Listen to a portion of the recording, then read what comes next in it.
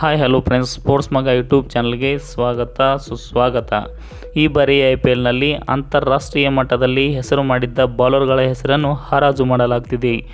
BCCI big ಬಾಸ್ಗಳು ಅಭಿಮಾನಿಗಳನ್ನು IPLನತ್ತ ಸೆಳೆಯಲು batting pitch ready ಮಾಡಿದ್ದು, ಬೌಂಡ್ರಿ ಸಿಕ್ಸರ್ಗಳ ಸುರಿಮಳೆಯನ್ನೇ ಸುರಿಸುವಂತೆ ಮಾಡಿದ್ದಾರೆ.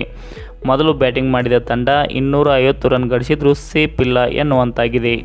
LSG ಹಾಗೂ SRH ನಡುವೆ ನಡೆದ ಪಂದ್ಯದಲ್ಲಿ LSG ನೀಡಿದ 165 ರನ್ಗಳ ಗುರಿಯನ್ನು ಬೆನ್ನಟ್ಟಿದ SRH ತಂಡ ಯಾವುದೇ ವಿಕೆಟ್ ಕಳೆದುಕೊಳ್ಳದೆ 9.4 ಓವರ್ಗಳಲ್ಲಿ 167 ರನ್ ಚೆಚ್ಚಿದ್ದು, ಆರಂಭಿಕರಾದ ಅಭಿಷೇಕ್ ಶರ್ಮಾ 28 ಎಸೆತದಲ್ಲಿ 8 ಬೌಂಡ್ರಿ ಹಾಗೂ 6 ಭರ್ಜರಿ ಸಿಕ್ಸರ್ಗಳ ಸಹಾಯದಿಂದ 75 ರನ್ ಚೆಚ್ಚಿದ್ದಾರೆ. ಇನ್ನು ಟ್ರಾವಿಸ್ ಹೆಡ್ ಕೂಡ 30 ಎಸೆತದಲ್ಲಿ 8 ಬೌಂಡ್ರಿ ಹಾಗೂ 8 ಭರ್ಜರಿ ಸಿಕ್ಸರ್ಗಳೊಂದಿಗೆ 80 ರನ್ಗಳನ್ನು ಗಳಿಸಿದ್ದಾರೆ.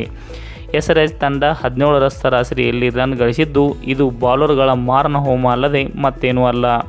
ಈ ವರ್ಷದ IPLಗೂ ಕಳೆದ 16 ಸೀಸನ್ಗೂ ಅಜಗಜಾಂತರ ವ್ಯತ್ಯಾಸವಿದೆ ಅಂತಾನೆ ಹೇಳಬಹುದು.